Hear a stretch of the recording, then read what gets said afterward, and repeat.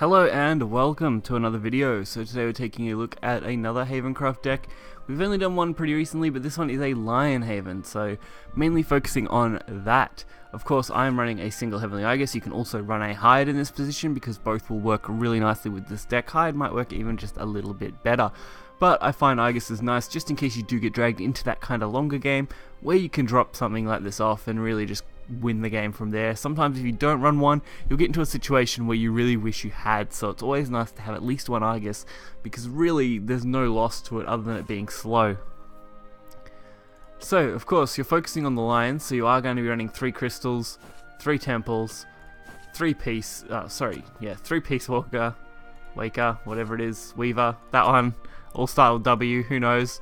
You're of course going to be running Jeweled Priestess, great draw power in most Haven decks now. Also running Sister of the Sword because it's a great give ward follower, which I actually quite enjoyed. Also a good way to deal with the early game. Featherfall Hourglass, really enjoyed that one too. And then just mostly standard things with the Snow Whites, the John, the Priest and Gemstone, all that sort of stuff. Black Inscriptures, all those kind of basic cards. We are running Goblin to deal with early game, especially things like Blood. But other than that, we'll get right into it and take a look. So our first game is Haven vs Haven, which isn't that surprising. I mean, Haven vs Haven being pretty popular right now. Moonlight drives me mad. Of course, we get a pretty good start. Having both Globe, Featherfall and Princess all in one hand works out pretty well. It means you can draw into other good things, and you can set up your Princess on turn 2 and straight into a turn 3 rush follower, so really not an issue to go with those. Of course, they get a pretty good start too with Globe of Stairways, which is a nice way to draw. Even better, we draw our draw and kill card. I'm not even going to attempt to pronounce it. And they go for Gemstone. Interesting. Still taking that draw and kill card though. It will deal with the Gemstone pretty well if we can get that off. We don't see anything else from our opponent. Complete skip on turn 3. What an interesting play. At least it does let me throw out some more stuff and even set up this Featherfall this time instead. Not really worried about having it come out all at once now that we're going into turn 4 where I can start doing things like Priest of the Cudgel, so really not an issue. And they instantly lose this, so we're actually going to be pretty far ahead on board now. And we can start probably pulling off our nice little Peace Weaver and going for a Lion soon.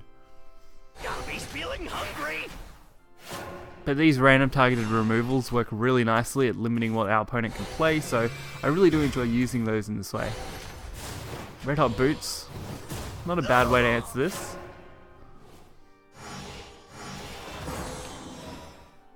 And now we can actually start pumping lions. I mean, there was no reason not to play a lion there. We probably could have went with a slightly better play, but I'm quite comfortable just using our lions now so we can start boosting them up earlier so that when they do need to be in our storm, we're already in it, which is great. The white one is adorable. A white diamond and another red hot boots. So they really have flooded their board now.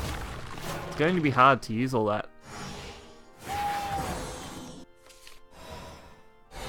Go for another lion because I don't really have a reason not to. And quite a quick, easy trade.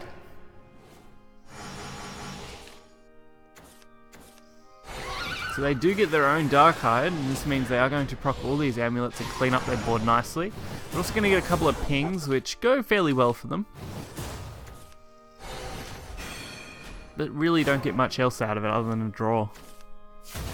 Unfortunately, we burn probably one of the better cards in the deck. It's a little unfortunate, but now we can go pretty wide with this and just set up some nice wards and things like that that have to be targeted. I probably could have just set up one Snow White, set up a Snow White with a ward and then thrown down the Gemstone. It probably would have been better just because it would have procced our Gemstone reasonably quickly. But Black Inscriptures removed all of it anyway, and a Priest, so probably wouldn't have made zero difference in this situation. I see your weakness. So now we're a bit on the back foot, which is a little annoying. We do have to deal with all of this, while at the same time being able to make a comeback. Priest at least allows us to deal with one thing. It looks like that is going to be our best play. priest plus a gemstone gets a little bit more value, and we can even draw a card. We don't have a temple yet, which is what makes this so difficult. If we had had a temple already, we probably could have made a good comeback with those lions and just kind of started flooding very quickly. Because we are basically already on the 4/4 lions, and then all we have to go up to is the storm. Which isn't hard to get when you start getting into these late game turns, when you can start playing 2 crystals a turn. From the heavens above, justice is And that really does hurt. It's not a fun time when you've got a 3/8 to deal with. Looks like I am probably going to use this priest as well again. It will let me remove the 3/2 and allow me to clear the 7/8.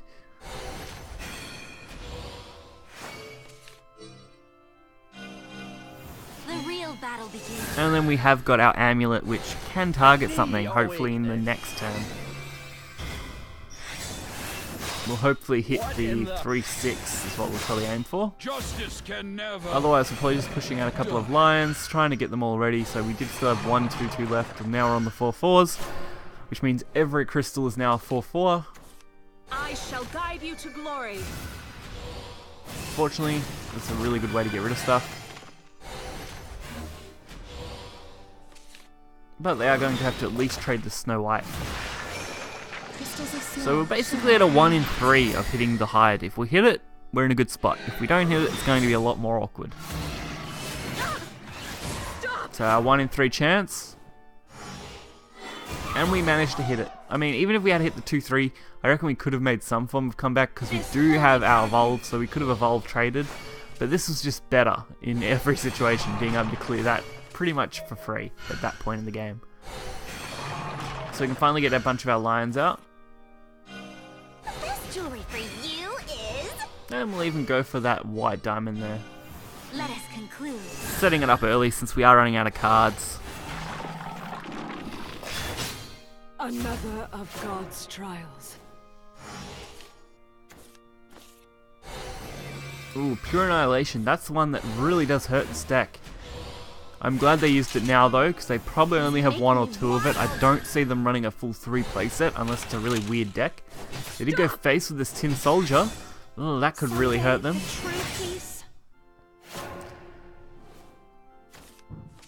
And there's our Black in Scripture. So if we might be able to use that, or we might just use one of these. Who knows? We can go for 2 4/4s. Black in Scripture, the 5/3. We can actually trade, so we're not taking any damage from that. We go face very, very quickly. So really, I don't think there's any card in this deck that worries me outside of them playing Summit and Rush. Sorry, Summit and Sword. I'm really messing up my English today, guys. Hope you're impressed, but no. So Summit and Storm would have been the only dangerous play, and luckily that's not what we've seen. If we had have saw that, I would have been in some dire trouble, but now we just straight out win thanks to this. 16 damage with Storm Lines. Even if they had left the 1/1 up, we still would have had 13, which would have been perfect lethal, so Fine. really they needed to clear both, and that just wasn't going to happen easily.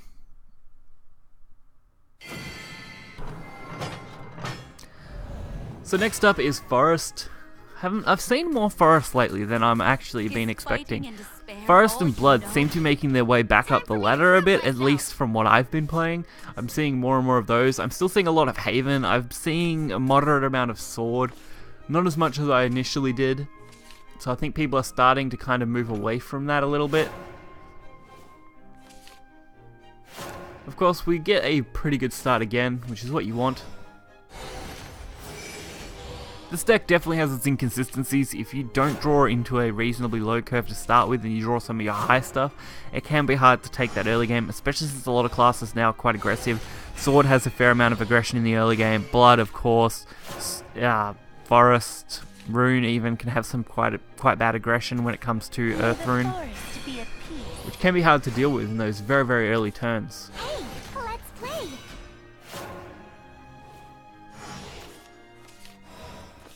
So we can go for our white diamond play. Jewelry for you is... I like to have that set up as early as possible like this, especially if my opponent doesn't have anything else I need to deal with. So a couple of 1/1s not really an issue to me. and we can get a pretty good draw setup going. Of course, Wood of Brambles, probably my most hated card versing Forest. The only card I probably hate more than Brambles was Elephant, and that's now not a problem, so Brambles falls next on that list. Luckily we did draw Priest, which is a good way to at least deal with this. You're done for. Brambles just has so much value built into it, especially with so low drop followers that Forest have. It's absolutely crazy. I'm gonna rest for a bit. I will be kind of happy once it finally does rotate out. I don't hate it like completely, just enough that I find it irritating to verse.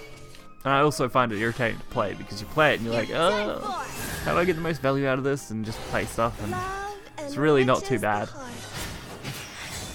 So the 6-3, now I just need a way to deal with that. Harvest Festival, not really a problem. Forest has had some very interesting variants pop up. Things that I haven't been able to cover due to the legendaries. Like Control Forest and Cassiopeia, stuff like that are pretty cool at the moment. Please love me. I've seen some aggressive Forest decks, which piqued my interest a little bit.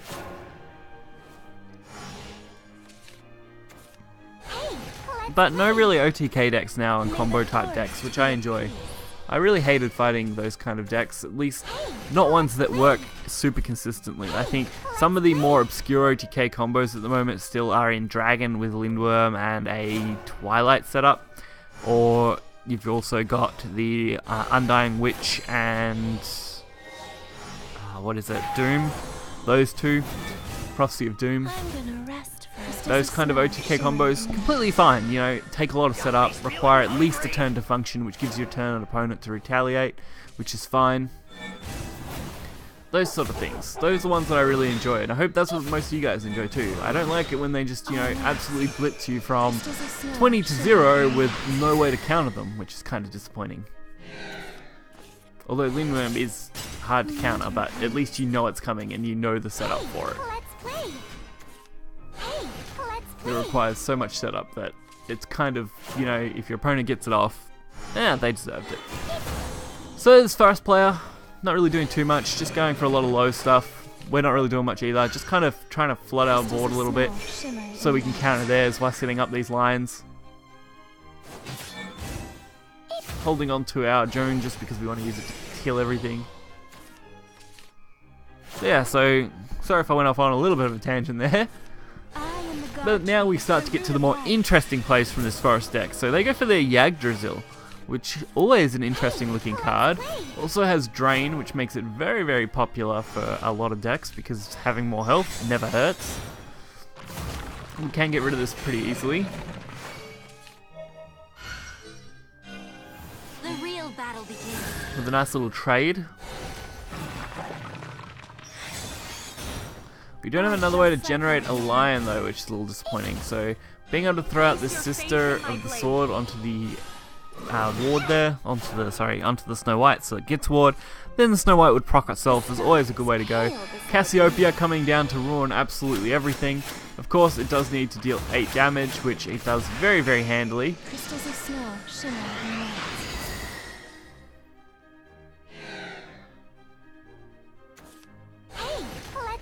A fairy gets played, and an insect lord. So they went for a full sweep there.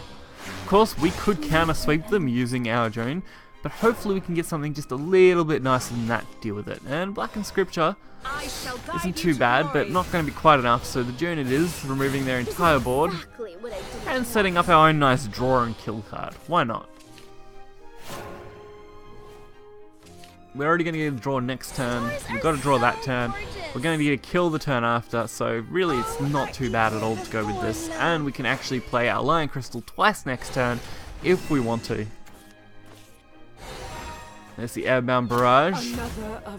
Glad we saw one of those come out already.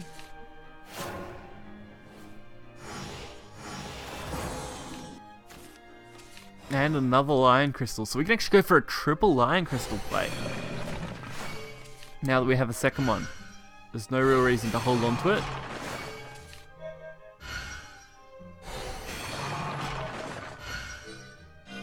Go for the aggressive Evo trade. Getting rid of this 4-5 I think is important, especially if we see something like Jungle Warden come down. I really want to make sure that they're dealt with. They did burn a card though. Sylvan Justice and a Cassiopeia. Great, so another 8 damage.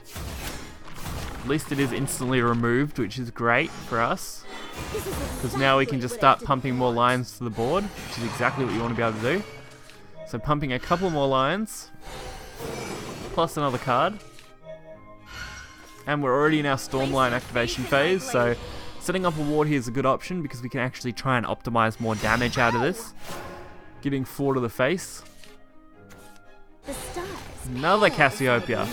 This time going to be a bit harder because they only have 8 damage and they need to kill all of this, which is 10 health. Get a pretty good split on it myself, being able to avoid the 2/4/4s dying and only having one actually get killed. Although it would have been better if both survived. Hey, let's play. Although that would have required an absolutely crazy 3-3-2 split, which would have been hard. Punishment. And another temple. What an awesome thing to get. So we can throw out one of these.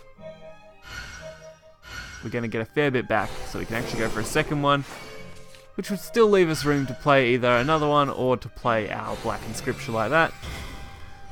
Once you get into a late game like this and you already have Stormlines, playing 2 temples actually isn't so bad.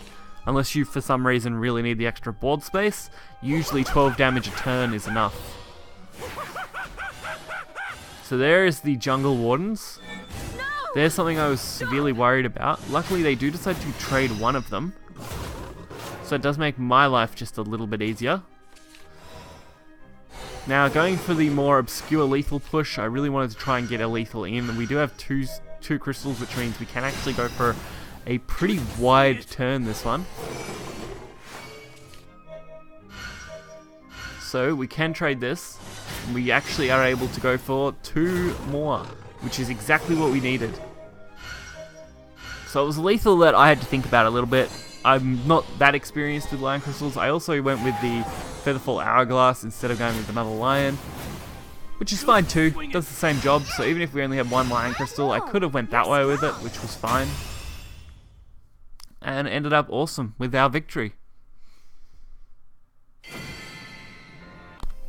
So this is definitely another deck that I've been enjoyed playing, mainly because this was a deck I was actually looking forward to being able to use, and it's doing okay. I mean, it's definitely not the best. I would say I'm sitting about 50-50 with this deck at the moment, although it definitely has some downsides to it, not having really a lot of game outside of those lions. I mean, if these are dealt with early, it's really hard to make a comeback using Lion Crystal. If you accidentally use those or burn them, again, you're in a bad spot and not able to really replenish them too easily.